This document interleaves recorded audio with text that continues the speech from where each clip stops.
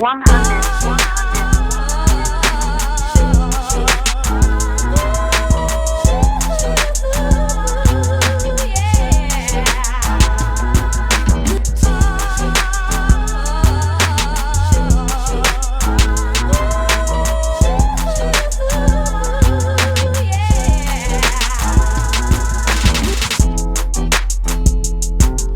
And truth be told, this is, I know you see it on the screen or whatever, this is like my guilty pleasure in hip hop. Oh. Are you serious? Hey man, I'm up on this shit. I was wondering what you was turning to. I like reality TV. Well, man, I'm not gonna say I like reality TV. I like all of Love and Hip Hop joints. So Love and Hip Hop New York, Love and Hip Hop, well, maybe not Hollywood, but New York, Atlanta, New York and Atlanta definitely. But yeah, I think I may have watched that show once, twice, maybe 3 times. I think I watched it, but this was back when what's his name? The cat from Memphis was on there, Rich Dollars, and Stevie J, I think, were on there at that time. I didn't even really know Rich was from Memphis until he started having them little issues with the police or whatever. Yeah. I ain't never really seen that nigga in Memphis. Yeah, Rich went to Lamar. For real? Yeah, he played his cap at Lamar. Mm-hmm. Yep. All right. So just in case you might be saying like, man, what is this nigga up here looking at? I gotta watch the Love and Hip Hop. Dead serious, man. The joint is, I ain't saying it's interesting, but it's like entertaining. Well, entertaining 1 and 2, you see the interactions and the goings ons of some of your favorite rappers and their relationships. Got it. So like I had got into the Love and Hip Hop New York because of Jim Jones and his girlfriend or wife Chrissy. Mm-hmm. Joe Budden, because him and Tahiri. I used to follow Joe Budden when he used to have his whole YouTube channel. Yeah. So just, if you already know certain artists, then you just sit. I'm like, well, I wonder what's going on here. Let me see this, and just got into it. Right. But I'm not gonna get on that now. I might jump back and forth to some stuff that I might see, but we can go ahead and get started. Yo, this is Jason J. Will Does It, and I'm off on a tangent, and I got my guy. Hold on, this one kind of, I can hear the TV. Hold on. I got my guy Sam Ivan. Why does this man always pause Shaw, as if he doesn't know what to call me? I don't, because I'm going to first start off with Ivan the Great. My nigga Ivan the Great. A.K.A. Shaw. A.K.A. Ivan the Great, A.K.A. Shaw. Right. I like that. Okay. I actually like that. All right. So from now on, that's what it will be. That's what it will be. Shaw. A.K.A. Shaw. I dig it. So how was the weekend, man? Man, the weekend was actually lovely. Weekend was lovely. Of course, got some landscaping work done. I went to the Urban Elite 40 Under 40 Saturday. It was an interesting thing that I had a couple people come up to me and mention the podcast, which was sweet.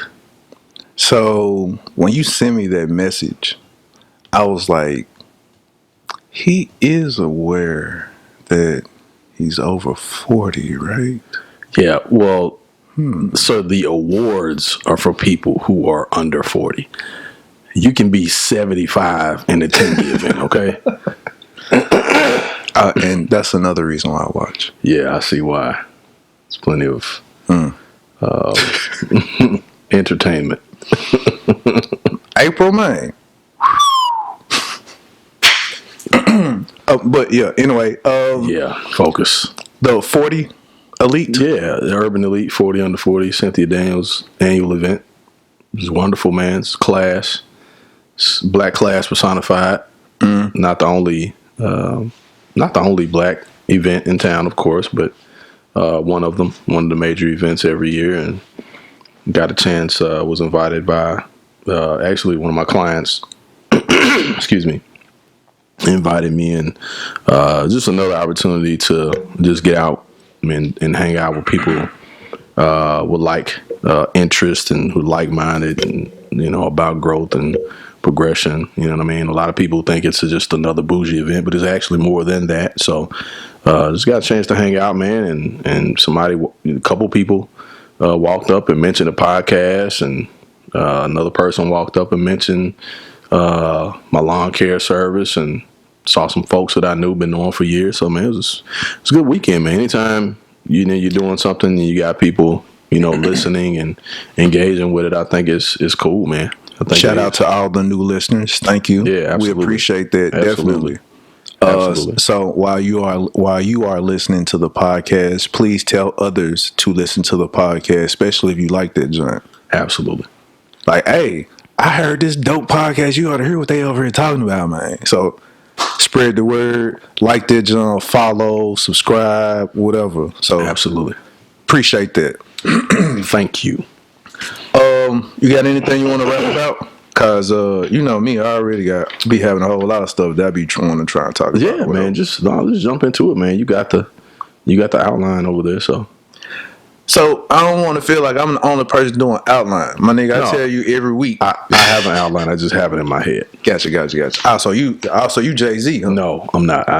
Straight off the dome. Okay, gotcha. Whatever, dog. Man, what all happened this weekend? Oh, so straight off the top, I know that was the first thing we talked about last time. Mm-hmm. Your boy Colin Kaepernick. Yeah. What did I tell you last time? I told you that they're gonna try and be difficult as hell with this man. Now, everybody think that Colin. I've been listening to how the media twisting this. Everybody twisting this, John, like Colin Kaepernick is being the difficult person, the difficult party. Okay, but how I'm looking at the NFL is Colin Kaepernick don't own strings to the media, so he can't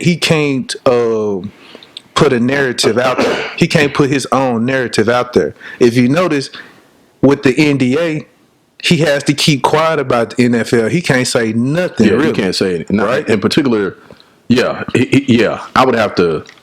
I have to agree with that. He can't talk about a whole lot. So he really can't. So all right, I was talking to somebody about this. So just listen to this picture that I'm gonna paint. All right, so you Colin Kaepernick, you already got this. You already gonna be practicing someplace, right? You got this practice. You already set it up. You're gonna be practicing amongst some people or some friends. NFL hit you up. Hey, we wanna discuss about coming back to the NFL, seeing if you up to par. Blah blah blah. Right. Okay, cool. We can do that. I got this practice that I'm doing over here. So and so. You're welcome to come. NFL, well, you know what? Since we're going to be involved, we can do this at the Atlanta Falcons Stadium. Mm-hmm. Well, I don't know about that. It might be some people I don't want there, or, it's going to be your controlled event. Mm-hmm. I don't know about that. Let's meet up at a mutual location. Okay. I don't know if we want to do that. Blah, blah, blah, blah, blah. You're going to have this back and forth, back and forth, back and forth. All right, so one of the first things that I heard about a complaint, some of the NFL teams complaining about this meet that's on a Saturday, right? Okay. Now, if the NFL scheduled this, if they scheduled this meet, do you think that they're going to schedule this practice on a Saturday, the day before an NFL game for coaches and teams? No. This is a date that Colin Kaepernick probably already had set and was practicing somewhere on Saturday. You're welcome to come on Saturday to my practice. Okay. The NFL twisted their John around saying that they set this practice day up. Mm-hmm. I don't think if the NFL set this practice day up, that it would have been on a Saturday. Okay. It would have been on a Thursday or a Friday. Okay. Because let's see, we don't. Well, it depends on the team because there's some teams that play on Thursday, but for the most part, It will more than likely be Friday. Friday, yeah, maybe Friday or early Saturday morning, I would think. Because on a Saturday, you're going to have your scrimmage games getting prepared for Sunday. Right. Okay. But the NFL comes out saying that this is something that they set up with Colin Kaepernick to come out. Okay. You further paint this narrative because you control the media outlets. Mm-hmm. Colin Kaepernick can't say anything. And Right. what further makes me feel like this is the statement that he made after his practice. Okay. I've been ready for 3 years. They've been denying me for 3 years. Mm-hmm. I'm out here to show you that I've been ready. I'll play wherever, whenever. Okay. This is me. Okay. And it was another issue that I had with that. But just those things there alone lets me know that they trying to twist the narrative as if he's difficult to work with. Okay. So they never really going to give him a chance. It's like I told you last time. They're going to wait for any given thing to say, no, it ain't going to work out. He's not that guy for us. Okay. You know what I think?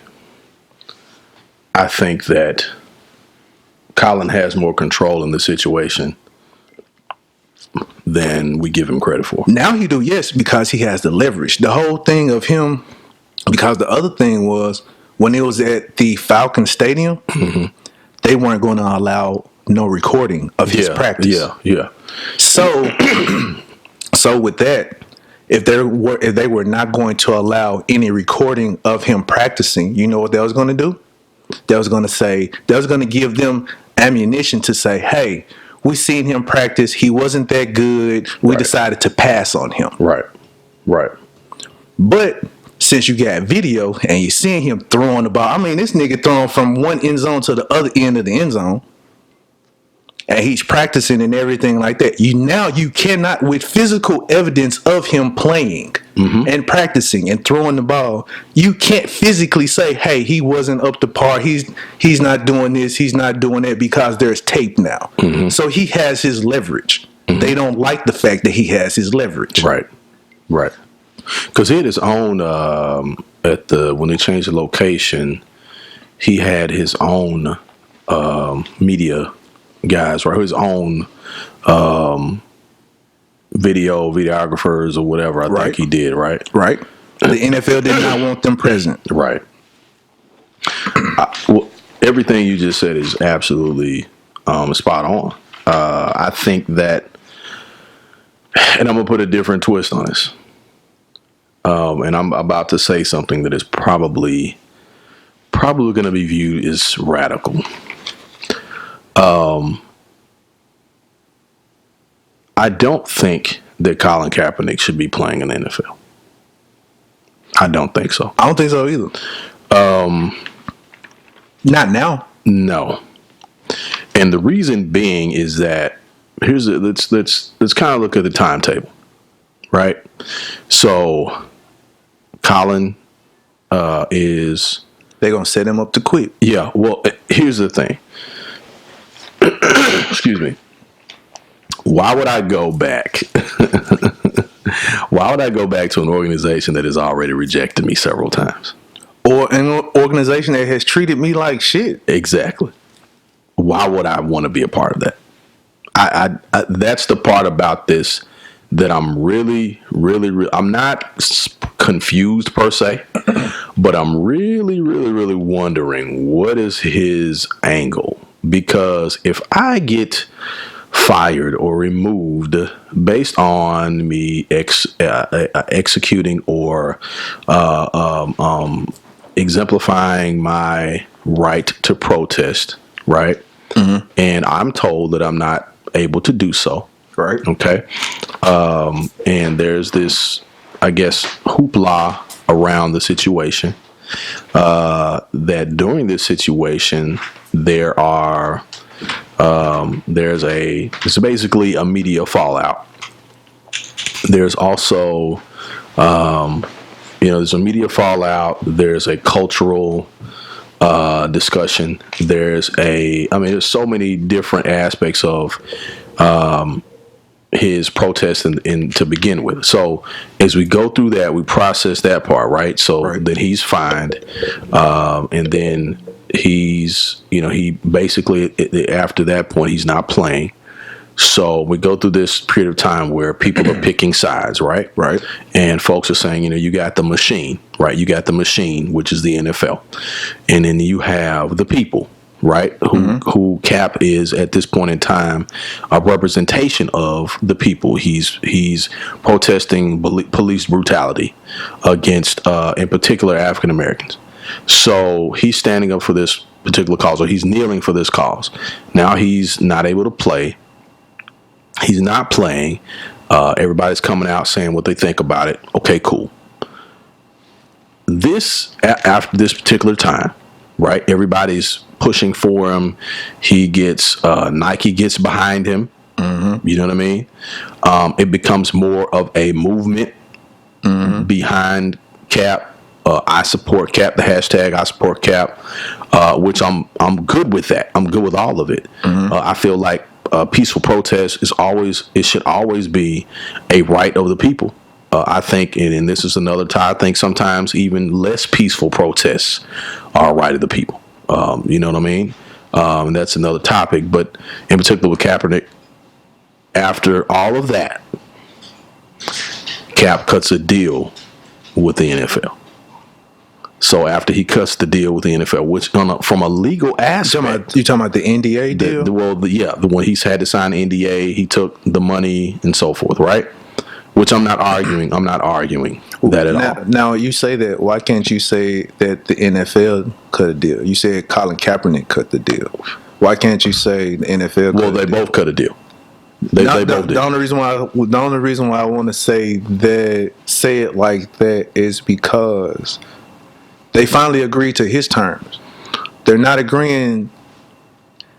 I don't know. Well, I put like this. I ain't gonna say they agreed to his terms, but yes and no. Yes, because he had to sign the NDA. Right. So they agreed to his terms, but hey, nigga, you can't talk about the terms that we agreed upon. Well, you can't discuss anything that you got your way with. Okay. All right. So since you took that there, right? From the perspective of him standing up for, or standing against, or kneeling to protest police brutality, and I don't necessarily want to completely skip over the Jay-Z thing. That's another topic, but the NFL being more basically kind of a sensitivity project wrapped around a halftime production bullshit, in my opinion. When I say bullshit, not that I think what Hov is doing is bullshit. I just think, as far as the NFL is concerned, you know what I mean? It's kind of a sensitivity. Hey, we're not as bad as you think we are because 85% of our players are black, right? So we got to do something to satisfy our labor force or the emotions of our labor force, right? Afterwards, though, Cap signs this deal, and it puzzled me. Because it's like, okay, what do we give up in the process of bringing about awareness, right? Because the whole point was bringing about awareness. It wasn't to boycott games, but the awareness has been brought. Right, it has. But and just follow what I'm saying. And I think that his point was driven home. I think that it was accomplished. I also think that him taking whatever amount, whatever that agreement was, right, in the suit, right, and him also signing an NDA, kind of took some of the fire out of that situation. Not necessarily. That's how I totally believe it did. And see, I need to quit saying white people this, white people that, because I don't want to make it seem like I have this thing against white people, but And then the head of the players union is black. So, and there are a lot of black executives in the NFL. Not a whole lot, but there's some. Again, the reason why the NFL is going to have you to agree to an NDA is because they don't want the media, they don't want the rest of the world, they don't want the rest of the NFL players to know the leverage that you had on them. True. They also don't want, because you say leverage, Because it's going to make them look bad. Well, they make them look worse than they already look. Correct. You know what I'm saying? Make them look a whole lot worse than what they already look. I think that as it pertains to Colin, though, at this point in time, if I was Colin Kaepernick, why would I want to go back to an organization that treated me the way that they did? The man couldn't get a job, and he was better than probably 40% of the quarterbacks in the NFL even a year ago, right? Still is. Probably still is. Probably still is, right? When you I know he better than that, and I like it. I mean, the Jets is my team.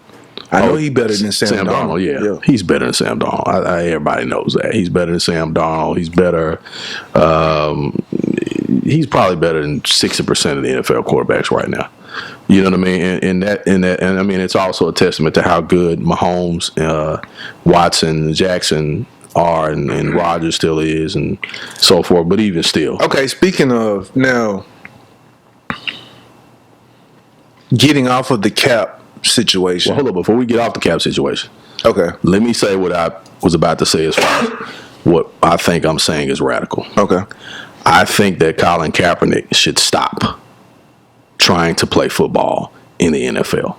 But what he's doing is it's proving, he's wanting to prove and show his point what the NFL is doing or has done to him. I get that. I think we all have seen it. I think that point has been proven. Well, I think it's been proven totally. To an extent. But if you're seeing it live, true, and then it's like, okay, all right, the NFL is twisting this story to make this man look like so-and-so, so-and-so. I agree. But what I'm saying is that when you sit at the table with these folks and you take the money, right, and you sign an NDA, they took your voice in the situation. Because now he can't discuss that situation anymore. He can't talk about that anymore. Right? Especially in particular details about it. But in this day and age, he no longer has to talk about it. No, because everybody else is now. Exactly. Because everybody else is his mouthpiece now. Exactly. But as far as the particulars of what he agreed to and what they agreed to, right? He can't talk about that. I'm fine with that. You know what I mean? So if I was in that position, I'm fine with that. Okay. But what I'm saying is that here we are. We're in week 12 of the season, right? Mm-hmm. Okay. Mahomes is playing well. Jackson is playing out of this world. And see, that's what I was about to get at. Lamar Jackson is on a whole different level. What I was about to get at is, while we are discussing this issue with Cap, do you realize how many black quarterbacks is in the NFL right now? That are top 5. Right. That are top 5 easy. I mean, it's a lot of black quarterbacks out there. Yeah. And they doing their thing. So it's like, while we wish that Cap is in a position to be a quarterback, right? Nigga, we got Jackson, we got Wilson, we got Mahomes. God, like, you got several black quarterbacks out there, and they're all playing like they ain't from this planet, and they're not getting shitted on for what they're doing as a black quarterback. Now, I would have to agree with that, sir. You see what I'm saying? I would have to agree with that. So while there's this distraction talking about Cap, usually, think about this. Usually, after every game about a black quarterback, they're like, oh my God, look at Jackson. He did okay, but he was out the pocket. He was doing this. He's not doing his doing the traditional quarterback thing. Yeah. They're not doing that. They're praising each and everyone. Black quarterback doing their thing. Yeah. What was the other dude? The short quarterback. Was it the Murray dude? Was it Kyler Murray? He's still doing his thing. And they praising him. Yeah. Yeah, I think the understanding. Agree with what you're saying. What Cap did was, now we're not dealing with these QBs that stay in the pocket, right? Right. And play boring football. And when I say boring football, it's not necessarily boring football, because you can have a hell of an arm stay in the pocket, and you can slice and dice defenses all day. You know what I'm saying, from the pocket, Right. But we typically we don't mind. We actually love seeing that quarterback get out of the pocket and create something and throw off of the back leg and throw. That's running what in makes the air. it exciting. That's what makes it exciting. That's what makes people tune in, right? Because once he's in that pocket, you're like, oh, okay. And then it's like, oh, here come the corner. What you finna do? Right. As soon as he come up out that pocket, you're like, oh, bet. Now and he running that thing, right. throw that thing. Right. That's a way better play than like somebody just sitting in the pocket. Yeah, counting 1, 2, 1 Mississippi, 2 Mississippi, 3. Yeah, you really pointed out something that is very important, because now there's a more positive light shined on the athletic running quarterback, because in all honesty, if I'm throwing out, if I'm gonna stay in a pocket, if I'm a pocket passer, my receiver still got to make me look good. But if I'm a running passer, my receivers got to be just as alert, or even more alert, because they don't know if I'm gonna throw that thing, I'm gonna run it, and they're basically, it's whatever card comes up in the air. So they have to be ready for it. You know what I'm saying? So, in particular to how the league is now, I believe that we're going to start seeing more players like that. We're going to start seeing more players that don't stay in the pocket. You know what I mean? But guess what, though? You know what's interesting? You remember Johnny Manziel? Mm-hmm. Everybody was so crazy about Manziel at, what was he, at Texas, I believe it was. I think it was at Texas, I think it was. Right. And so everybody was so crazy about Manziel, because Manziel would just run. He was doing this, he was doing that. He got to the league. He went to, I think it was the Cleveland Browns, if I'm not mistaken. Right. And he was trash. Now, he had his off-field issues, but he was trash. Okay. Johnny Manziel did stuff that black quarterbacks have been doing for the last 50 years. Right. That's what we were talking about last time. There was nothing surprising about what Manziel did. Right. You know what I'm saying? Because Randall Cunningham had already done it. Exactly. That's what we were saying the previous podcast. Like this, they praising him doing all this stuff, and I'm like, dude, but this has been done before. They talked bad about Cam Newton for doing the same thing. Mm-hmm. Oh, he needs to pass more out of the pocket, huh? But I put like this: all that is like the old heads of the sport. Mm-hmm. Are reluctant to the change of the sport. It's just like the movie Any Given Sunday, the bumping of heads of the Al Pacino character and Jamie Foxx character. Al Pacino was old football. Yeah. Jamie Foxx was new football. Yeah. Hey, I'm that dude. Keep bumping heads. I want to run the ball. Right. And I want my old quarterback who's in the pocket. Mm-hmm. Jamie Foxx like, no, that's not how I play. Jamie Foxx like, hey, don't nobody want to see that shit. Mm-hmm. They want to see the long ball. They want to see you throwing the ball. They want to get you into the game. They want that. They kept bumping heads. Mm-hmm. So it's that issue. Once they're starting now, if they're starting to grasp that idea and be like, you know what, he's not that bad. He is that great of a. And you got to think about it. Ain't no other really good quarterbacks but black quarterbacks coming out of college. Yeah, and think about this. People also got tired of seeing these whack ass Super Bowls too. The conference championship will be good. Mm-hmm.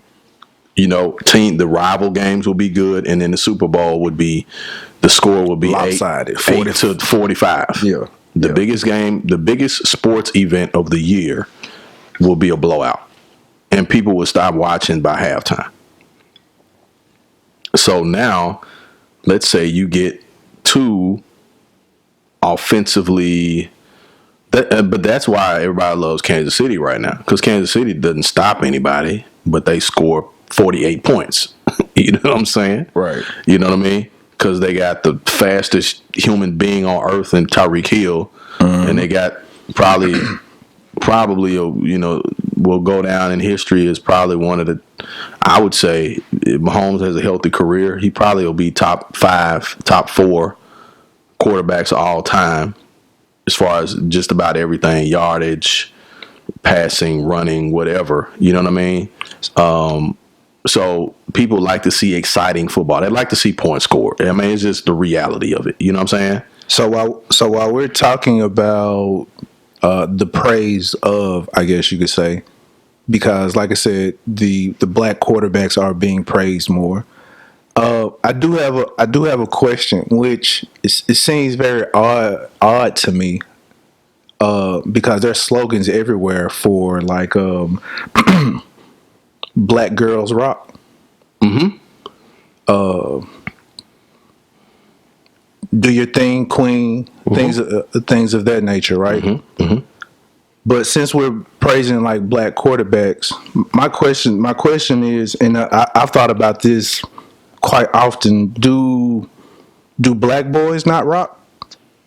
Yeah, absolutely. So why are there no slogans or programs for black boys that rock? I think there's an assumption, and this is not to knock Black Girls Rock or the sisters. Oh, I mean, I'm not saying that at all. Yeah, of course, yeah, I know. I'm not saying that at all. I know that, but people are getting their feelings and say Jay said that black women suck and that he don't like, But no, we're not. That's not what he's saying. I already know that's not what he's saying. All I'm saying, I'm bringing that question up to say that there's no recognition of black boys that rock. I think what I think that there's this assumption that because I think that, I'll make sure I choose the right words, not because I'm scared of what somebody's going to say. I want to make sure I got my thoughts right. I think there's this assumption that black males or black men or black boys have this great advantage in society. I'm still trying to figure out where we're getting this advantage from when we're locked up more than anybody else is. We're we're some of the lowest paid. You know what I mean? We're some, like I realize that we do some jacked up stuff sometimes, but we're not. It's our fault that we abuse our privilege to not play sports. Yeah. Well, sports is entertaining, so you're okay if you play sports. But that's my point.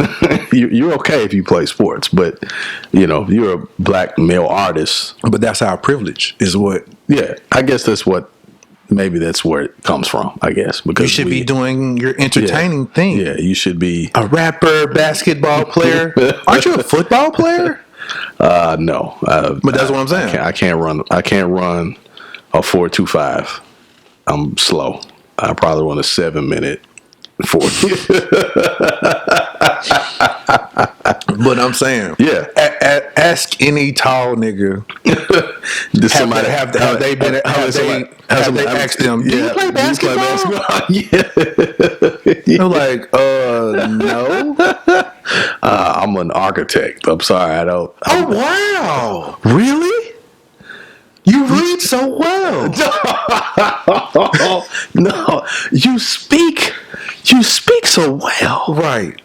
Right. You're so well behaved. Well spoken. You're so well. No, that is. You're so well spoken. Right. I'm not supposed to be. Are you? You're surprised? Oh no! Check this out. So you don't cheat on your girlfriend? Boy. You're faithful to your.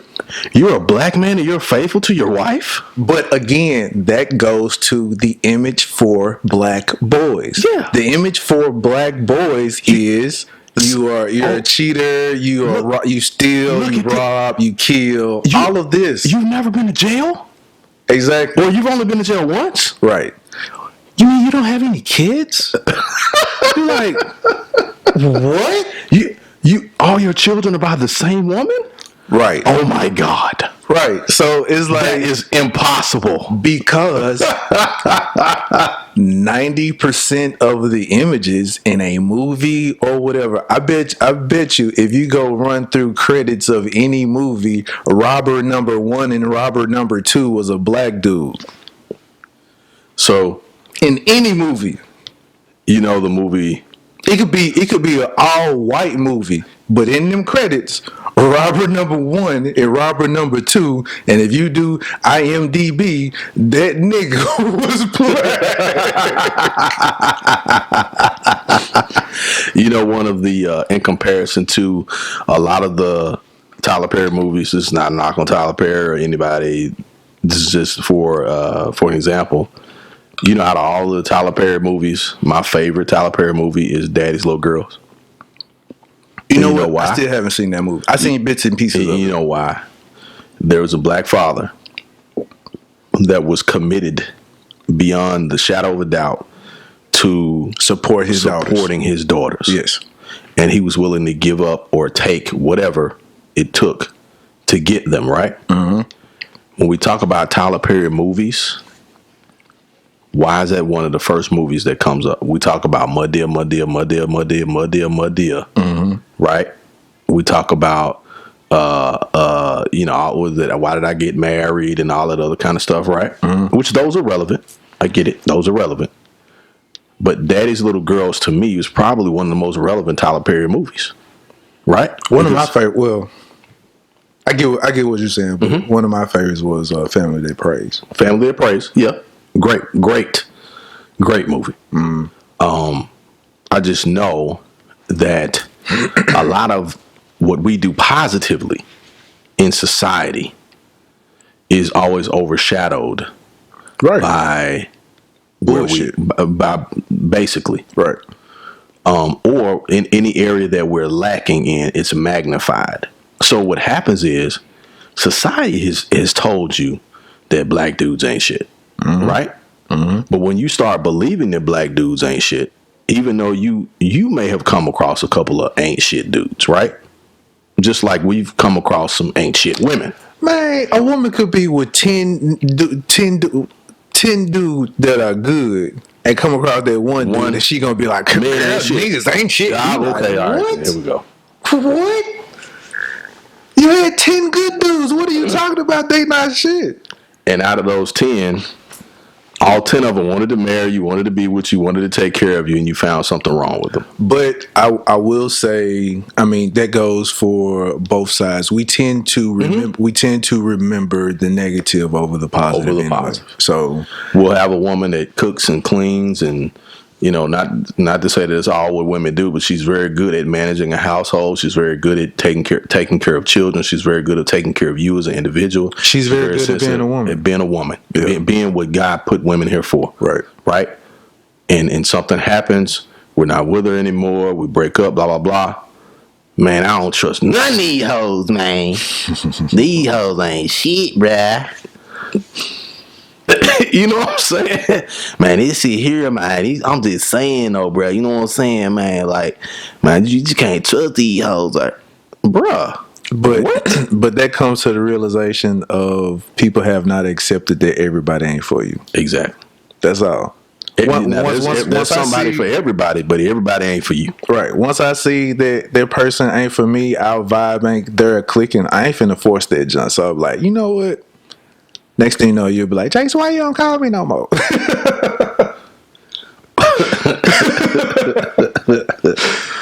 then when you don't call anymore, I guess I got ghosted. I guess I was too much for him. I mean, I'm doing you a favor. He couldn't handle it. I'm doing you a favor. Two, he couldn't handle no strong black woman. I'm gonna tell you 9 times out of 10, what I am avoiding is you trying to convince me that we are for each other. Right. And it could just and see, I know if you like, if I'm a guy and I know myself, I know what I like, and there's certain things that I'm like, she's cool. If I'm weighing the option of her, mm-hmm. I'm like, it's not balancing out. Yeah. I know that she's not good for me. So if I tell her that, like, hey, this ain't working out, I don't think you're for me, she gonna be like, what you mean? What's this and that? I don't want to go through that. So I'm just gonna be like, Let me get out of the way exactly of the person that's for you. That's for you. Yes. Let me get out of the way of the person that's for you. And I'm avoiding this fight of you trying to convince me that I'm for you, and I know I'm not. And of me trying to force myself on you, and you wind up hating me when I stop caring about what we got going on.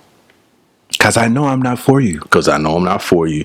I know I'm not what you need in particular, right? Because different people need different people. Like, I don't understand how people don't I don't get how people don't understand that. I've noticed that women that look good on paper feel that they are good for any nigga that approaches them. Okay. So what you just said. So because she feels that she's good for anyone, she might make a certain amount of money, maybe above. We'll say she might make $100,000 a year. Okay. She might be in that figures. category, Right. Mm-hmm. You talking to her or whatever, you might not be making six figures or whatever like that, but it should be it's a privilege for you to even be talking to her. Ooh. That's the one. So you should be happy that you even getting my time, boy. But if true enough, you might be these things. But while we're people toes out there hurting right now. But true enough, while we are kicking it, or while we're dating, spending time with each other, whatever like that, I see that although you have these things, your vibe, who you are, who I see who you are, you're not for me. I'm willing to let that go. That's like saying no to some money. That's like saying no to some money that you know you don't need. That's like having multiple job interviews and you're deciding to pick the job that fits for you. Exactly. Like, this job may have a certain schedule. I know this job might make this. This job might pay me X amount of dollars, but I'm going to be traveling too much. I'm going to be away from the family. It's not going to work for me. Right. Money's excellent. Benefits are excellent. Right. But I'm going to be gone 70% of the week. They micromanage you. Right. Exactly. I ain't good with micromanaging. Right. Now, I'll take this job over here. I might make a little less. But the vibe, everything, I like the feel of this position. I like the feel of the company. And it makes me want to get up every morning and show up. Exactly. That's the thing. Sometimes women who look good on paper don't understand that part of it. In the same way, some men don't either. For guys, yes. Oh, I'm a lawyer. I'm a judge. I'm a CEO. It's so very hard for me to find a woman that fits my needs and usually those men are tricks though. Yeah, I was about to say a lot of those dudes, they're used to paying for it. Yes. They're used to paying. What you mean you don't want this money? Oh. They typically lead with finances. Oh, you don't like nice things? Oh, so, I live, I live downtown. I live downtown, right, in high rise, and I drive a BMW. I drive a Mercedes X600 Maybach. What woman would not want to be with me? Okay, right. But I beat all the women I'm with. I mean, I'm sorry, that's not funny, but it's not. But it's reality. You know what I'm saying? Right. Like, I all my suits are imported from Italy, and this piece I have on, this Breitling I have on, it's right $38,000. That's the dude that goes to the bar and drops the key fob, on the bar counter by the drink. Yeah. I didn't know I dropped that. Oh, I'm sorry. These are my Maserati keys. Yeah. Let me. Where anybody see my keys? Anybody see? Oh, is this your key here, sir? Oh boy. Yeah. The dudes that lead with the cheese. But again, I know we got off on a tangent real quick. Do black boys rock, man? I'm gonna tell you something. Black boys rock because I see black boys rock all the time. But again, the news don't talk about it. The media don't talk about it. And as soon as those black boys who do rock, guess what? They can't wait to chop them down. They're vilified. So, yes. Prime example. And when they do, guess what happens? We, as a culture, joins them in on it. So, and chop them down also. Which leads me back to the conversation about Jay. What about him? Jay sitting in a meeting, right? With the NFL with Roger Goodell. Man, sometimes we say dumb shit. Yeah, that's all I chopped it up to. Sometimes we say dumb shit. I was about to say, and also, and I won't even say it was dumb. It came off. How it came off. Probably he didn't even mean it that way. Yeah, and see, here's the thing. Anybody else can make a mistake. Anybody else can be imperfect except for us. Right. And that's just real talk. Like, it's just not me moaning and belly aching or nothing like that. Speaking of the 12-year-old who carjacked someone, everyone else can have mistakes or go to have an issue except for us. Do you know that? You know the 12-year-old? Have you heard on the news? I actually haven't. Okay. So it's been going on in the news for the past couple of days about this 12-year-old who carjacked this woman at the supermarket, in the supermarket parking lot or whatever. Now, I already knew what color the boy was. Okay. Because of the simple fact they never showed his picture on the news.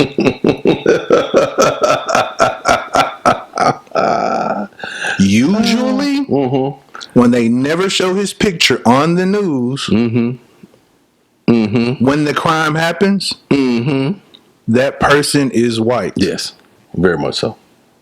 Unless he kills 85 people. Yes. But what the news will say, we can't put his picture up because he's a minor. But guess what? That is never said when that child is black. You could be 7 years old and cuss your teacher out. They're gonna put your kindergarten. They're gonna put your preschool picture up. They're gonna put your throwing up a peace sign and saying it's a gang sign. They're gonna put your baby pictures up. You were a baby trying to learn how to count, and they're gonna put that up. And say, "Oh, he's talking gang. That's gang literature he's speaking from." Right. So when they said this, because all right. If it was a black 12-year-old that carjacked somebody in the parking lot, trust and believe his picture would already be up. When his picture was up like this, it was Fox 13. Fox 13, I was going to have his picture up. Quick. As a matter of fact, they'll have his picture up before the crime is committed. No, they'll have his picture up and be like, oh, we showed that by mistake. We have to apologize on behalf of our station. We prematurely showed a picture of a carjacking suspect. Right. But his name is Quintavious Johnson on 3335 Macklemore.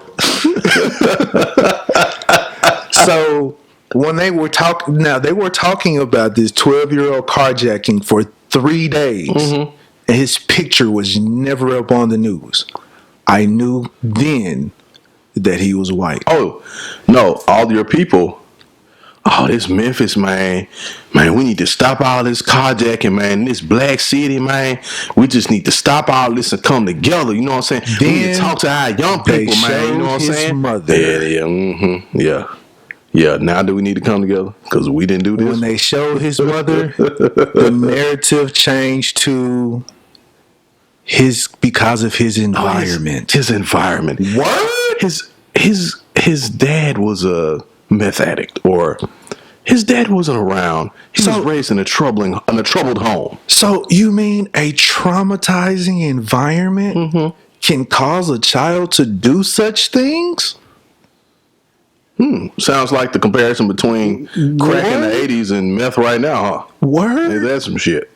So now they're talking about in the news about how this child, this 12-year-old child, His did these things because of the community that he is in. his criminality or his brief criminal behavior is based on a lifetime of trauma.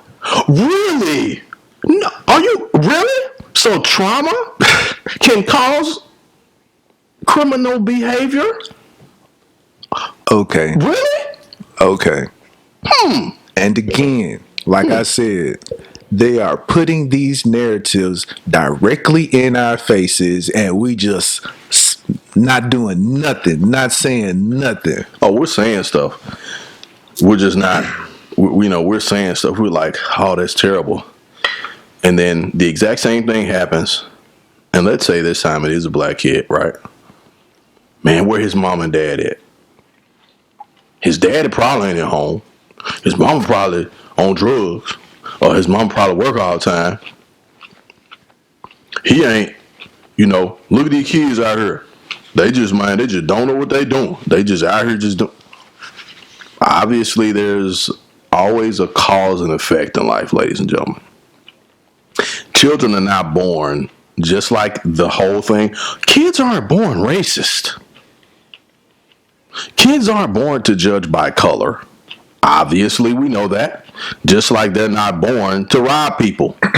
They're not born to sell drugs. They're not born to be criminals. That is an effect of environment and trauma. Period. Exactly. Case closed. So why are we not dealing with young people, middle-aged people, old people who have dealt with a lifetime of trauma, right? And become a part of a system that is supposed to rehabilitate, but you can't rehabilitate if they're not properly diagnosed anyway. You know what I'm saying? Right. You got cats in jail for murder, for this, for that, who are like, guess what, man? All I saw was killing growing up. I didn't think it was nothing else for me to do. Like, real talk. Mm-hmm. Like, man, my daddy sold drugs. My uncle sold drugs. My other uncle sold drugs. Now, speaking of the environment issue, the environment thing. Okay, now, have you heard of STEM programs? STEM? STEM. STEM? Yeah. Or STEM. STEM program? Science, technology. I can't remember what the whole acronym is. Okay. While you talking, I'm going to look it up. It was a thing that Nipsey Hussle was doing or had going on out in L.A. Rest in peace, Nip. Right. Rest in peace. But, so, I've been seeing these STEM commercials. Mm-hmm. But they only, and again, this is back to my do black boys rock, or boys in general, do boys rock in general. Mm-hmm. Because these STEM commercials only project to girls. And all of the commercials is like it looks like a girl's trip goes to this engineering place, and you have this lady that's speaking to a bunch of girls. Mm-hmm. You never see any boys. You never see any boy representatives or anything like this. It is only geared to girls. And I know it's not a girl program. And not to interrupt, science, technology, engineering, and mathematics. Yes. Interdisciplinary and applied approach. It's almost as if men are not a focus. Mm-hmm. They could care less about what the boys do. Mm-hmm. Why is STEM? They can go shoot some jump shots. Go in the jam, son. Go in the jam and shoot some jump shots. Like, why is the STEM commercials not geared to boys and girls? Why is there not a male representative STEM commercial or a girl and boy representative helping the boys and girls in this program. Mm-hmm. Have you ever seen the commercials? Yeah. It's only like a woman representative talking to a group of girls who's gone on a trip. Mm-hmm. Now, I have no problem with this, None at all. but I'm just thinking of it's almost as if this program is not for boys. Mm-hmm. Like if a boy was to look at if a boy was to look at the commercial, he would not even really ask questions because he would think that that's not for him. And visuals are very important as it pertains to the human psyche. Right. So he will look at that commercial like, oh, that's for girls. Or he will like, ooh, I wouldn't mind doing that, but that's for girls. Mm-hmm. You never see the only guy that, like, the first time I even ever heard of STEM was through Nipsey Hussle anyway. Mm-hmm. So I started looking the information up. You know it's for boys and girls. Mm-hmm. But every time I see a commercial on, it's only geared to girls. Mm-hmm. So that's why I'm wondering, do black boys or boys in general rock? I think there are a lot of cases now where boys are being left behind because, again, there's a physicality associated with men anyway. When it comes to achievement, when it comes to progression, when it comes to growth, men are generally discussed in the areas of what we can do physically. I call it the John Henry effect. You know what I mean? How much steel can we drive? How many pounds can we pick up? Just play basketball. How fast we can run. Excuse me. How far we can throw a ball. All of those things, right? How well we can fight. You know what I mean? And I think that narrative, it needs to be changed. I think that narrative definitely needs to be changed. I think that what we associate with progression as it pertains to the black community should be an approach that is geared toward all children of our community. It should be towards children, Right. in totality, not just girls, not just boys, but totally both. Okay. I'm going to switch gears real quick.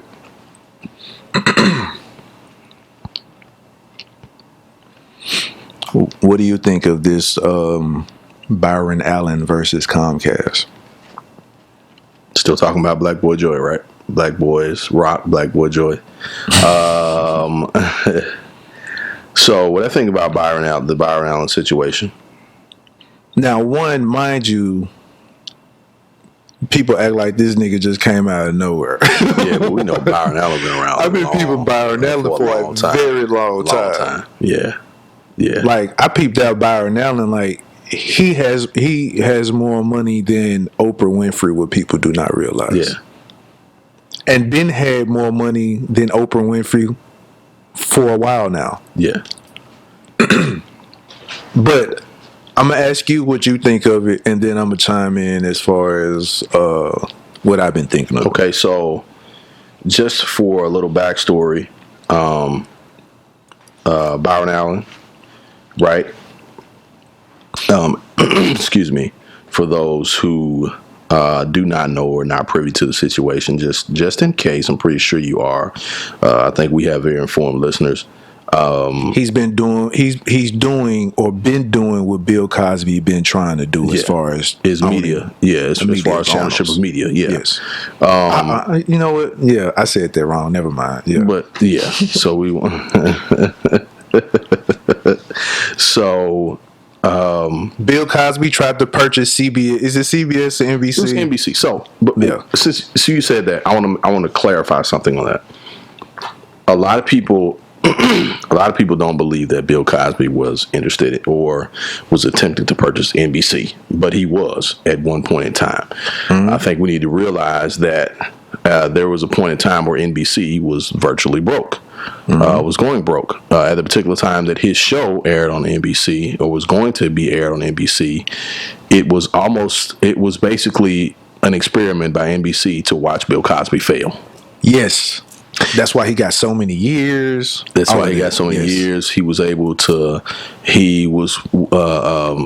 achieved syndication. That's the reason why Different World got so many years. Exactly.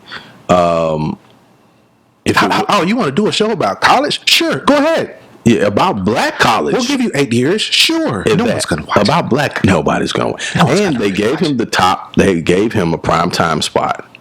Right? Mm-hmm.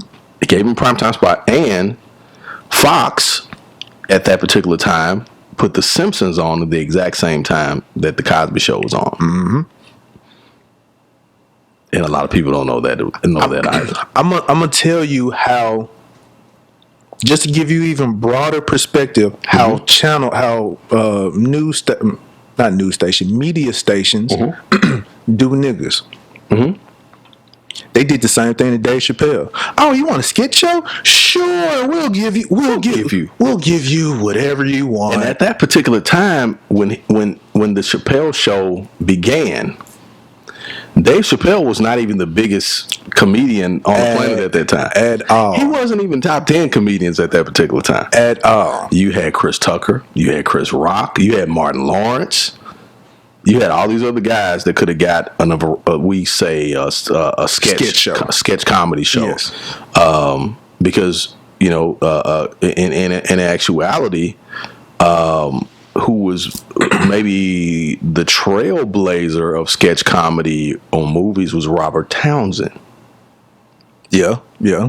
Robert Townsend had show on HBO years ago, before a lot of people even. I thought it was corny. Well, it may be so. But real talk, I found out he was a gangster. Robert Townsend was. Yes. Because the Wayans will tell you about Robert Townsend. He was a gangster. Yes. Hollywood show. And he made kid type movies. And he did. Yeah. But he was still a gangster. Yes. You know what I mean? To the point, like, nobody says anything bad about Robert Townsend. Yeah. Yeah. And a lot of people skip over Robert Townsend when it comes to being a trailblazer, but Robert Townsend is probably the reason why the Chappelle Show actually even got that particular pub, later on. So this furthers the point of as far as the discrimination that Bryon Allen is talking about. Right. So he's saying that Comcast won't allow any of his shows on or whatever. And Comcast is saying, no, we do have black shows. No, yeah, you do have black shows, but they're not black-owned shows. Mm-hmm. Black-owned channels. Mm-hmm. Oh, so they're trying to say that, and so, all right, so my thing is what a lot of people don't realize, because I'm starting to peep it, is that this is about hiring someone based off of race. Mm-hmm. This is what this is going to boil down to. Discriminatory actions. Yep. Yes. And if Bryon Allen loses that, do you know how many people will not get jobs solely based off of race? Because now, excuse me. Because now as soon as you come in, soon as they see your name, I already know who this is. Trash. Mm-hmm. Next. Because you as we were speaking about earlier, the importance of the visual as it pertains to the human psyche is so very important, especially if you're a black entrepreneur. Exactly. Because if you tend to see people doing the things that you want to do or the things that you're already doing, it gives you more of an understanding on how to do those things or how to be successful at those things. So if I see, in particular, if I am a young man that wants to own his own, and I'll say this, if I'm a young black woman who wants to have her own talk show, regardless of what we feel about Oprah's a prime example of that, right? Seeing Oprah have a show for a young black woman has changed the game in terms of individuals like a Wendy Williams, like a you remember Tempest Bledsoe had a talk show. You know what I'm saying? Like you had people who probably, of course, it didn't last long, but still, I mean, It was Tempest Bledsoe. Yeah, it was Tempest Bledsoe, but you know what I mean. So, so Okay, I'm sorry. I gotta stop. I'm gonna let you finish, but yeah, go ahead. But that's also why Debbie Allen was so. Why do you think Bill Cosby picked Debbie Allen to take over a different world after that first season, right? But we don't talk about like we talk about Debbie Allen. But as far as media is concerned, Debbie Allen is a major trailblazer. And Yes, and not just for black women, but for black people. I mean she had fame. Yes, Everybody forget about that joint. everybody forgets about Fame, Yes, and Fame was on NBC, but and it was a highly watched show.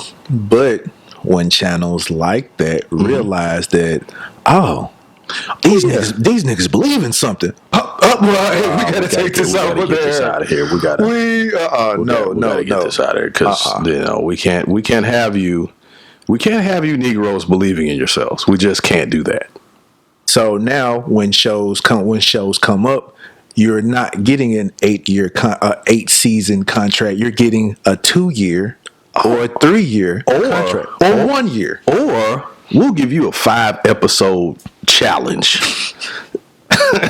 See if you can make that. Let's see if you can get 1 million viewers an episode. How about that? Right.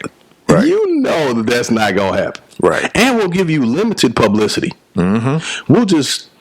I'll tell you what, 1 week from tonight, first episode of whatever will air. Nobody even knows it's coming on. Right. Exactly. And you're like, oh man, like a black show coming on TV? Oh man, for real? Oh, it's coming on tomorrow. I didn't even know Dave Chappelle even had a show until the second season. Yeah, second season. Second season, because one of my partners, he was looking at season 1 on DVD. A lot of people, what you just said was so true. I was one of the very few people that actually watched the Chappelle show from episode 1. Because nobody that's probably because you left the TV on Adult Swim already. No, because I remember Dave Chappelle from Men in Tights. And I actually watched Comedy Central at that particular time. Well, see, I love Dave Chappelle. Right. I didn't know. I wasn't up on Comedy Central like that at the time, so I wasn't. Nobody was watching Comedy Central then, dude. Right. That's why they were so quick to give it to him. Exactly. Like nobody's watching, so like, go ahead. The spot that they gave him, it was around when Robot Chicken was coming. Like everybody's asleep or about to go to sleep. Mm-hmm. So it's like, again, like I said, that's how you know how they value niggas when they finna give you something on television. Because it's like, oh, okay, a syndicate, go ahead. We'll give you syndication on that. It doesn't matter. We'll give you that. Go ahead. Do whatever you want to do. Yeah. Whatever. Give you garbage time. A garbage studio spot. Yeah. Whatever. Yeah, we'll give you the lowest budget as possible. Right. You'll have to make your own costume. Then when he catches on and they give them ratings, now there's like, oh, okay, we want parts in this now. Oh, now Dave Chappelle like, no. So I don't want you to have no parts in this. Him, Neil Brennan, and Paul Mooney were writing for that show, and probably some other people, I'm sure. But the main 3 writers, I think, was him, Neil, and Paul Mooney. Right. Yes. So if you watch the first season of the Chappelle Show, which is probably one of the absolute funniest sketch comedies, and you can throw A Living Color in there, you can throw Mad TV in there. Some of the fun Uptown Comedy. I think Uptown Comedy had one that was like a comedy show / sketch as well. I think Ari Spears was on there. I think Flex was on there. It was probably bar none the most socially engaged show because they dealt with issues in particular about race from a perspective of direct punch you in the mouth type of comedy, right? Right. And people laughed at it of all colors. And then after a while, people started realizing, like, man, these things are actually true. They're funny as hell, but these things actually happen this way. Right. So what does Comedy Central do? Comedy Central says, man, y'all actually got people watching. Well, go ahead and keep it going. Then it went from that damn, y'all got major league people watching this. Right. Damn, okay, well, I guess y'all keep it on a little bit longer. Not only that, but you got major league people involved in the show coming by. Right. And you started getting sponsorships. Hey, Dave, guess what? Let's sit down and talk. You know what? We've been sitting down thinking, man, you know what? We got 50 million for you, brother. But now he's brother. Right. We got 50 million for you, man. We know how much, man, 50 million is a lot of money, isn't it? Boy, I tell you. Hey, but guess what? We're going to, we need to kind of put our twist on the show, put a little bit more of our creativity into what's going on the show, man. You guys are doing a great job there, but we want to kind of add we think we can help you with it. Or we want you to take a little of this out. Kind of tone it down a little. Right. Kind of tone that down a little. Like, no. Nah, that's not what got me what we got here. Right? Exactly. And then Dave's like, well, I'm not too sure about this money thing, man, because I've seen how this plays out. and then guess what? When he does not take the cash, now he's crazy. He's a crackhead. Right. He went to Africa to smoke crack. And they put a media rollout. Yes, to defame him by saying how crazy he is because he did not take the bag. You've got to be crazy not to take 50 million, Dave. Right. You have to be. Like, there's no other explanation for this. You got to be out your mind not to take. You have black folks saying the same thing. Is he crazy? Right. But when the media paints this picture of you, there you go, that you look crazy, he refused 50 million and he moved to Africa. He has to be crazy. Why would he leave the greatest country in the world to go to Africa? Right. Where they're still walking around naked and throwing spears. But it's like this nigga can't just go up and go on vacation. Like he can't. Did he move? Like he can't turn your money down. Like it's like a dude saying, this job's not for me. I'm not gonna work here anymore. Sorry guys. Right. Like we don't have a choice. Right. And again, that's back to the woman looking good on paper. She gonna tell you, if you say no, nigga, you must be gay. You must be. What? You gotta be gay to turn all this fine down. Word? There's no way no man can deny this. Like, okay. All right. And be like, and that's the reason why I said no. Exactly. Because then I got to live with this shit every day. Exactly. Now you pay me 50 million and now you own me. So now I have to do exactly what you say.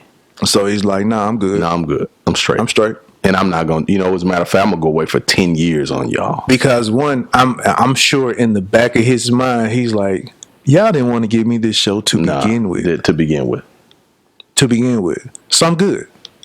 I'm straight. I got what I wanted. I got my recognition on your show, on your channel. Thank you. I have a legacy. Thank you very much. I have this. Now I can continue to do my stand-up. More people is going to come to my stand-up to see me. And I'm a stand-up comedian anyway. Exactly. So I'm straight. And then he just kept building up his anticipation. The dude he was off the grid for like 10 years. And then he shows up and took the real bag with Netflix, and he owns everything. And listen, he goes away, right? And then people started asking questions. Like, you know what? This guy's not crazy. Let's go find out why he said no to this.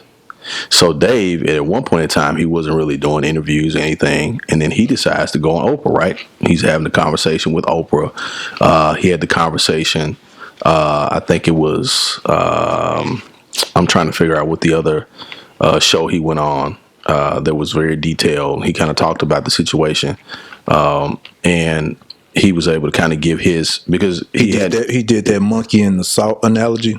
Yeah, yeah, yeah. And so then, because of technology, right? The playing field changes, right? So it's not just NBC, ABC, CBS. It's NBC, ABC, CBS, Netflix, Hulu, small studio that can distribute via the internet. You can't hear me on the microphone or anything like that, can you? What? Eating. Just slightly. Okay. My apologies if you hear me eating. I haven't eaten or anything like that, so I got to give me something in while I'm talking. So my apologies if I'm smacking. Yeah, and those turkey necks and green beans, the greens that you have on that plate, sir, look wonderful. There are not turkey necks, sir. Never that. This is. He's not. I don't want to ruin his reputation. This man does not eat meat, ladies and gentlemen. These are jackfruit barbecue sliders and baked beans with blue cheese coleslaw. Sounds wonderful, man. Oh, it's quite delicious. So, But yeah, Chappelle shows back up, but Netflix gives him $60 million. right. No, they gave him more than that. Yeah, well, I think the first report was 60, but I'm sure he probably got more than that. Yes. Yeah. Yeah, and he's the world's #1 comedian. Right. Yeah. Yeah. He really is. So, I mean, there's arguably his legacy is etched in stone. His legacy is etched in stone, Yes. right next to Pryor, Fox, Carlin, Dangerfield, all them dudes. Yeah. Carson, like but he's right there with him. But again, I would back to the Bryon Allen point. Yeah, Everyone needs to pay attention to this issue because I believe, and I've seen other people discussing it, it's going to be a result back to civil rights. so They're going to know that if he loses this joint, it's going to set civil rights back a while as far as getting on. Pretty much how we're going to be getting on is hiring each other. like how we used to do before. Yes. And there's a and I'm going to read this first part of this article, New York Times article. Supreme Court hears racial discrimination case against Comcast. Bryon Allen, African-American entrepreneur, says the cable giant discriminated against his company, Entertainment Studios Networks. A cautious Supreme Court on Wednesday, this is from November 13th, seemed to be looking for a narrow way to rule in a racial discrimination case against Comcast, the nation's largest, and let's remember that, the nation's largest cable company by a black entrepreneur who contends his race played a role in the company's decision not to carry programming from his network. Civil rights, as you just mentioned, civil rights groups have said they feared the court might use the case by Bryon Allen and his company, Entertainment Studios Networks, to limit the reach of anti-discrimination laws, but there was little evidence at Wednesday's argument that the justices were inclined to make a sweeping ruling. The central question in the case, Justice Samuel A. Alito Jr. said, was not the big issue. This was not the big issue that has been portrayed. Chief Justice John G. Roberts Jr. said the case was somewhat academic. The case, hold on one second. The case concerns a Reconstruction era federal law that gives all persons the same right to make and enforce contracts. This ain't just talking about media. Right. To make and enforce contracts as is enjoyed by white citizens.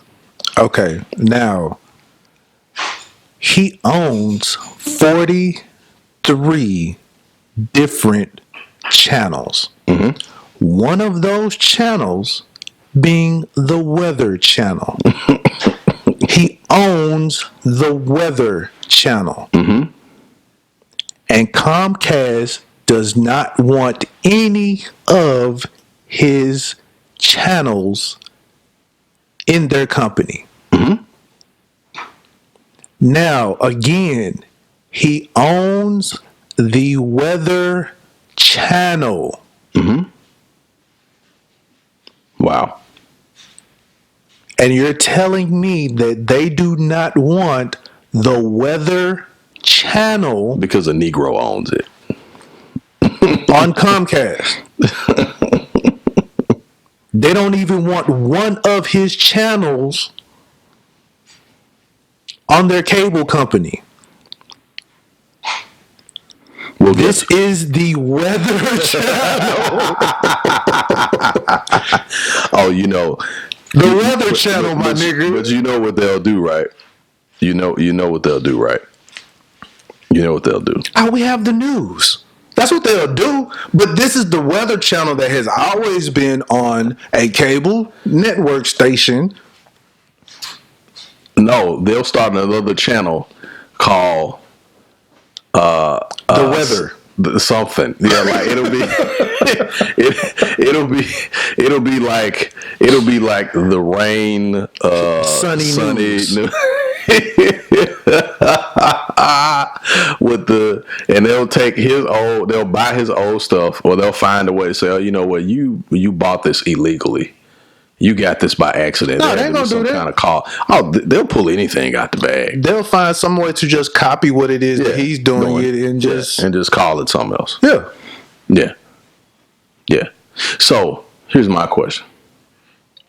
Based on what we've already discussed, do you think that in this particular case that Bryon Allen has a shot of winning this case against Comcast?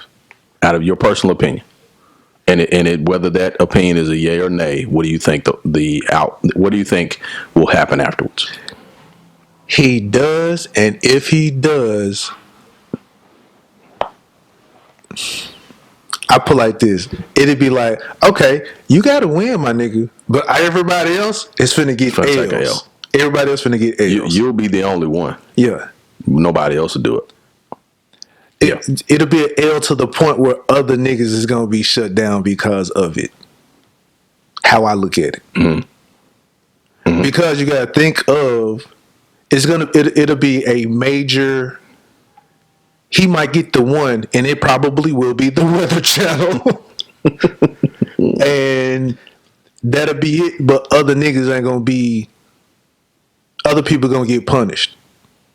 It's like, okay, you won this. Cool. And that's why media is so important, man. That's why I think also that's why black media is so important, man.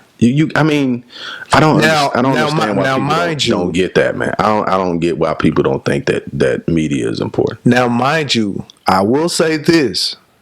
I don't think Bryon Allen fucks with niggas. The only reason why I say this is because well, because he got the white CFO. He's on not just that. He didn't start grasping towards our attention, towards our airways, towards our media until this year. Until he ran across this issue. Yes. Mm-hmm. Because if you go through all 43 of his channels, there ain't no black. Might be one, but the rest of them is just generic. That they're generic channels that have ad space. He makes his money from ad space. From ad dollars, right? Yes.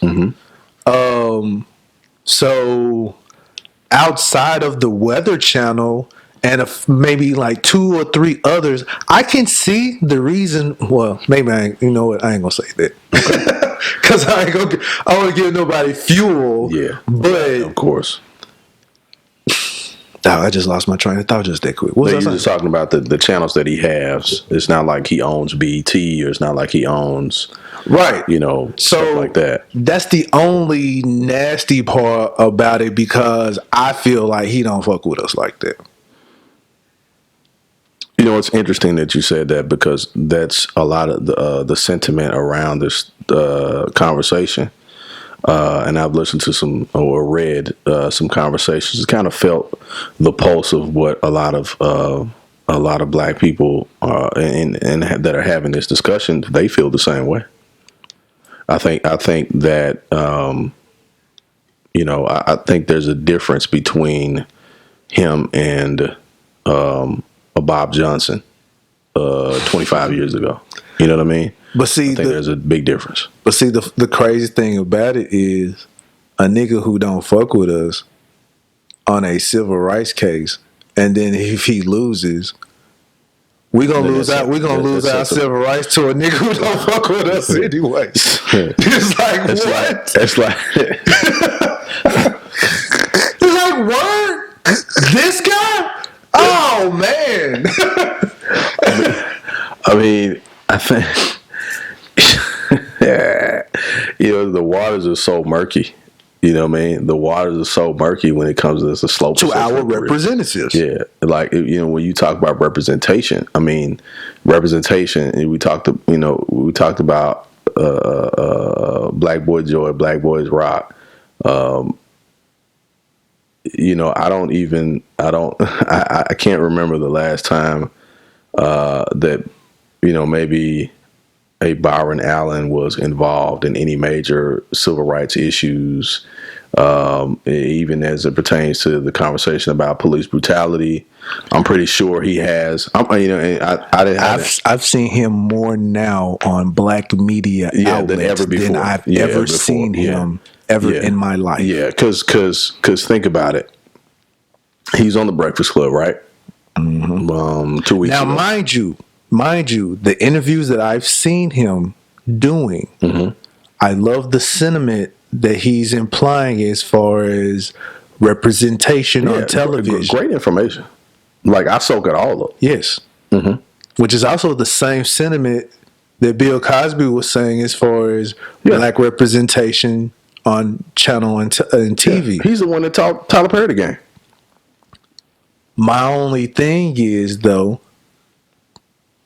those two people, Tyler Perry and Bill Cosby, you've seen them some form of fashion within or dealing with black people in the black culture and community. Agreed. Bryon Allen, no. None whatsoever. That's those are my 2 points. This issue is going to be based on civil rights. And 2, we might lose them. If we do lose them, it's going to be by a guy who does not fool with us anyway. In totality. Right. Which will be the crazy part. Wow.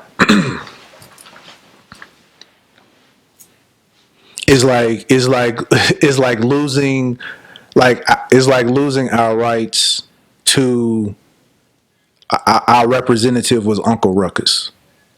Oh man. I'm not saying that he's to that point. What I'm just saying, to someone who's not representing us at all, but we lost them to this person. Right. Man, that's a very interesting conundrum. Because that equal opportunity is going to be out the window. Well, I think what we need to really start, I think as a whole, and you kind of led it to where that statement that you made about equality. I think what we really should be focusing on at this point is, instead of equality, focusing on equity. Equality, like looking at equality, has equality the search or man, Indeed.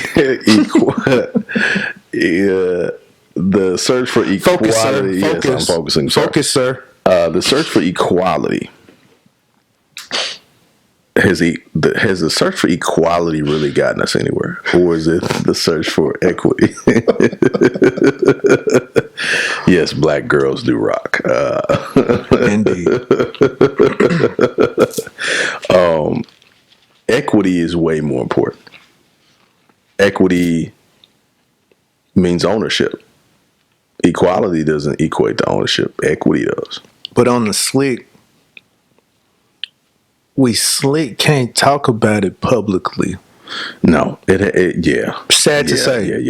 Yeah. But black people who are listening and white people who have black friends have this conversation and share the conversation of equity, buying land, owning something. Right. Because if you have leverage is everything. Leverage is everything. The same we were talking about it in the beginning of the podcast with Colin Kaepernick.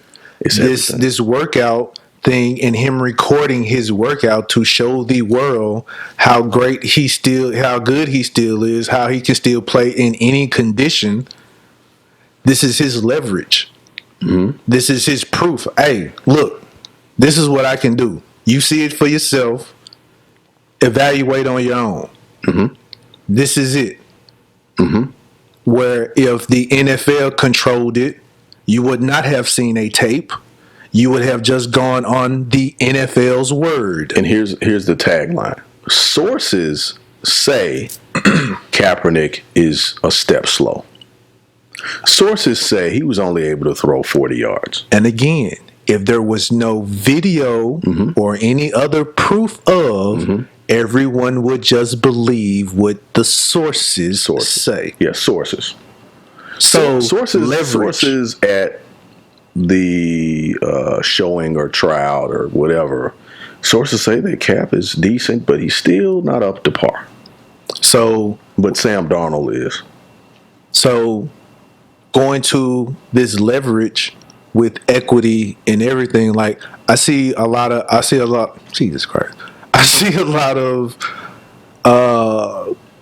people when they're buying something, like they'll move out in East Memphis and buy a 0 lot line home. Okay. You ain't got no leverage with that. Ain't got no acreage, no nothing. You have basically a 0 lot of just a home sitting there. Yeah. You don't have no land, no nothing. Land is what they want. They can't do nothing with just this 0 lot. I understand what you're saying. Having something with, well, I guess even though it's a 0 lot, you still have something there that you own and you can sell, and you can still leverage that as well. But it won't be as much. Right. If you can have just a piece of land that has nothing on it, that you still probably you can negotiate more than a 0 lot property. In some cases, yeah, depending on the area. Right. So everything is about leverage. So owning something. A lot of times we try to own the wrong things, like cars. Because we do need to clarify that ownership is not, in certain cases, ownership is not good. Right. We Joan niggas who lease. But in actuality, it's probably that's the best thing that you probably should do. Yeah. Is leasing a car. Because you can't negotiate. You can't really negotiate the deal of a car that's depreciating every day. Because there was something that I think there's an interview that there's a couple interviews, and I think people don't give this man the credit that he deserves as far as being one of the most brilliant black businessmen of our time is Matthew Knowles. And Matthew Knowles discusses his lack of, quote unquote, his lack of ownership of a lot of things that he possesses or manages or operates in. And he details that. I think there's an interview that he did with Vlad or somebody. He talks about, like, I own my cars. Like, I don't need to. Like, I lease my vehicles. I think the place that he lives at, he leases it. And now he owns stake. He owns companies. But as far as like the things that he has personally or utilizes personally are things that he leases, because the benefits, the overall benefits, are better that way, and the liability is not there. His potential for loss is slim and none. You know what I'm saying? You know what I mean? Because like you said, you talking about a vehicle, it depreciates as soon as you drive it off the lot. As a matter of fact, they're sitting on the lot depreciating. You don't know it. Right. You know what I mean? You know what I mean? But the markup on vehicles is ridiculous in the beginning. But you big time, right? Or I make this amount of money, so I'm gonna go buy me. That's why I ain't this never Mercedes. bought a I'm gonna brand go new car. buy me this brand new, Mercedes truck. I'm gonna go buy me this brand new Land Rover, Range Rover, whatever. And then a year after I have it, and I've had to put it in the shop twice, Right. and that's money that comes out of my pocket, even with an extended warranty, right? And I gotta wait 3 weeks for parts and all this other kind of stuff. And now I don't really want it anymore, so I'm gonna trade it in. And now I'm trading it in. I'm not getting nothing for what Right. I paid for it. Now I gotta pay for this car on top of whatever it is I'm finna get. You know what I'm saying? And the money I already put into this vehicle, I can't get that back. You know what I mean? Right. So I agree. Like ownership, true ownership, is always going to be leverage. Absolutely. I even I didn't realize this. I found this out. I want to say maybe last year, maybe a couple of years back. When I started getting into getting into ownership on just owning, period. You know what I'm saying? Just ownership, period, in general. Like Scarface. You talking about Scarface the rapper or Scarface the rapper. The rapper, okay. What is his what's his real name? Shout out to Brad Jordan, by the way. Brad Jordan. So Brad Jordan, he owns the whole fifth ward? Is it the Fifth Ward? Yeah. Houston? Yeah, in Houston. He owns that. Mm-hmm. By piece, buying up property, buying up homes, buying up land. He owns that. Corner stores, mom and pop stores, anything in that ward, that division, he owns. Owns.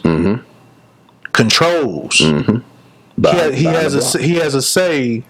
And what goes on there. Exactly. Buying the block. That's right. A person who really has bought The block. Yeah. the block, the hood. So it's like, I'm like, wow, that's actually possible. It is. Very But much so. it's not talked about. Enough. No. And this goes back full circle. Black boys rock. This ain't discussed. It's not discussed on the radio. It's not discussed on TV. It's not discussed on anything. You know what's also interesting? People laughed at Rose for buying rallies and checkers. I did. Of course, we didn't. But people laughed at that. They thought it was, I ain't buying some fast food, some stuff that ain't even healthy and blah, blah, blah. Dude owns Wingstop, rallies, checkers. You know the reason why he bought it? I'm sure the reason why he bought it is leaving the club. And he realized, you know what? I go to these rallies often. I wonder how much it costs to buy one of these joints. Yeah. Went and bought one. He know that junk probably is booming. Bought one. Oh, this junk making a lot of money. Let me go ahead and buy another one real quick. I've been, for the longest time, I've been wanting to try to get into a franchise. I want to get into Chick-fil-A franchise. But Chick-fil-A so picky about who they give their franchises to. You got a better chance of bringing somebody back from the dead than getting a Chick-fil-A. Yes. But I've always, a very good spot for a Chick-fil-A. Like, okay, Chick-fil-A normally are pretty scarce, but do you know there's like 3 Chick-fil-A's on Poplar? You got There's 3. You got Poplar and Massey.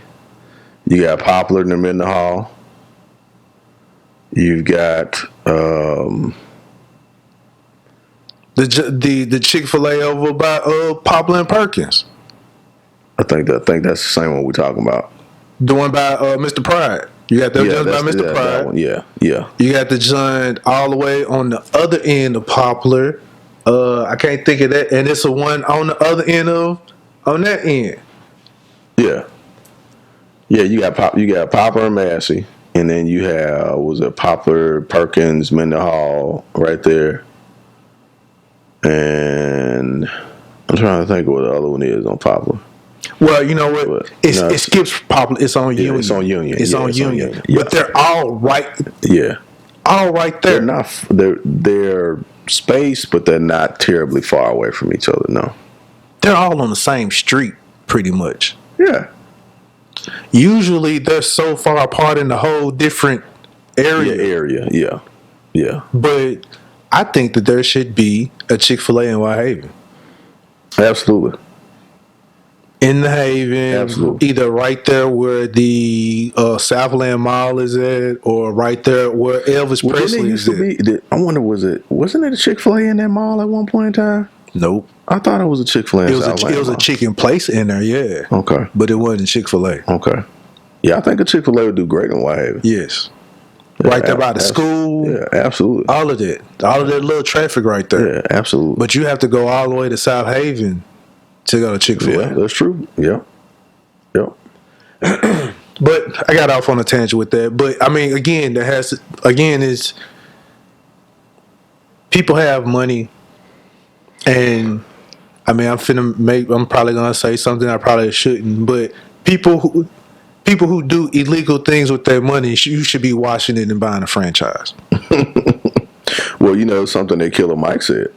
Like, I don't know. I mean, I can't disagree with you when you say that, because Buy you a Jack Pirtles franchise. Buy you a Dixie Queen franchise. Here's the truth in the matter, right? So we have Prohibition, right? Buffalo Wild Wings. Yeah. Debo. Yeah. You remember Prohibition, right? Right. Who was at that particular time, one of the biggest bootleggers in the business? Who?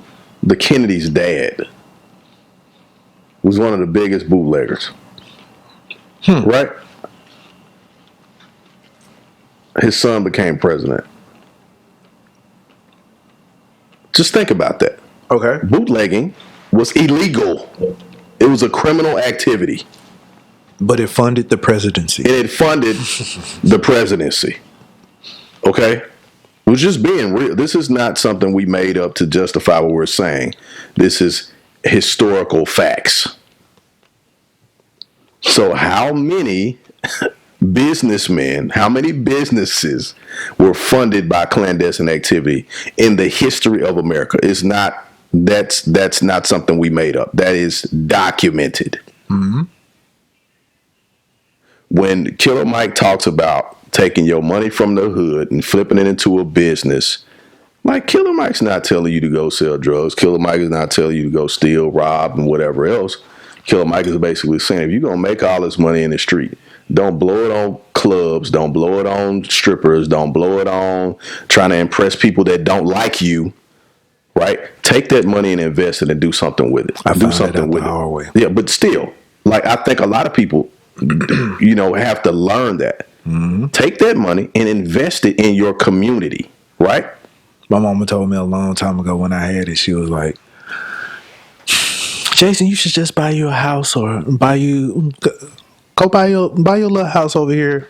You can actually probably get you two. I was like, Mama, I ain't trying to get no house. I don't want no house. What?